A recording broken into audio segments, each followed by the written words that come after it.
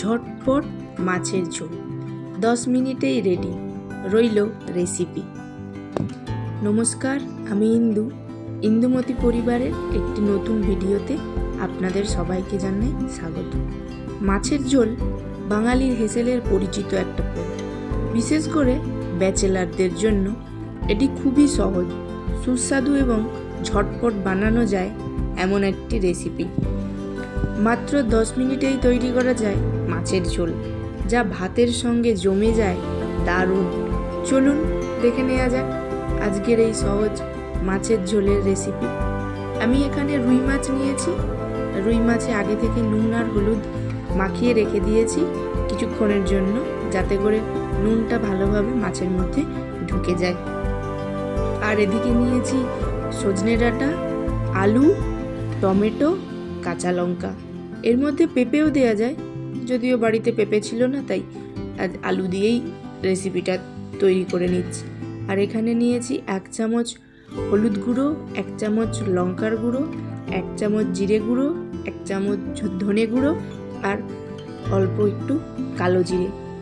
মাছটাকে ভালো করে ভেজে নিয়েছি, মাছের সাথে সাথে আলুও ভেজে নিয়েছি, তাহলে কাজটা আরও তাড়াতাড়ি হয়ে যাবে। আর এদিকে সজনে ডাঁটাগুলো ওই মাছের তেলে কষিয়ে নেব। সজনে ডাঁটা দিয়ে দিয়েছি, ওটা একটু ভাজা ভাজা হয়ে গেলে ওর মধ্যে ওই গুলে রাখা মশলাটা দিয়ে দেব। আপনারা এটা কাতলা মাছেরও করতে পারেন। আমি রুই মাছ পেয়েছি, তাই আজ রুই মাছেরই করছি। দেখুন, এদিকে আমার মশলাটা প্রায় কষানো হয়ে গেছে। এর মধ্যে দিয়ে দিচ্ছি নুন। যেহেতু আমার আগে থেকে আলুর মধ্যেও নুন দেওয়া ছিল, মাছের মধ্যেও নুন দেওয়া ছিল, তাই নুনটা আপনারাও স্বাদ মতো দেখে দেবেন। মশলা কষানো হয়ে গেছে, ওর মধ্যে কাঁচা লঙ্কাগুলো দিয়ে দিয়েছি। এরপর ভেজে রাখা আলুগুলো দিয়ে ভালোভাবে কষিয়ে নেব।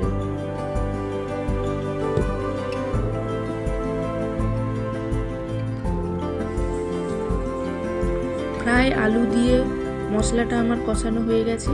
বেশি কষাবো না, আমার আগে থেকে যেহেতু আলুটা ভেজে রাখা ছিল, তাই আর বেশি কষাবো না। অল্প একটু কষিয়ে এবার পরিমাণ মতো জল দিয়ে দিচ্ছি।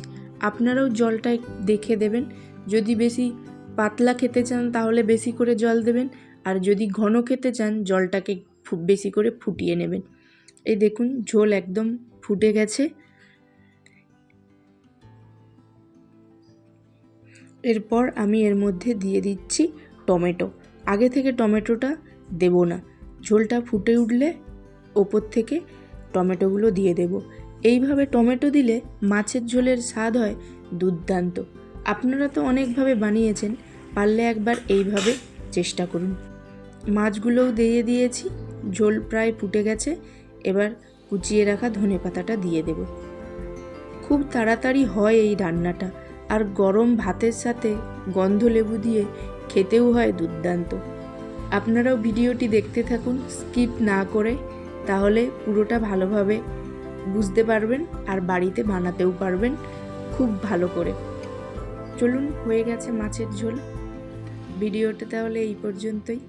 দেখা হবে খুব শিগগির পরের একটি নতুন ভিডিওতে। ধন্যবাদ।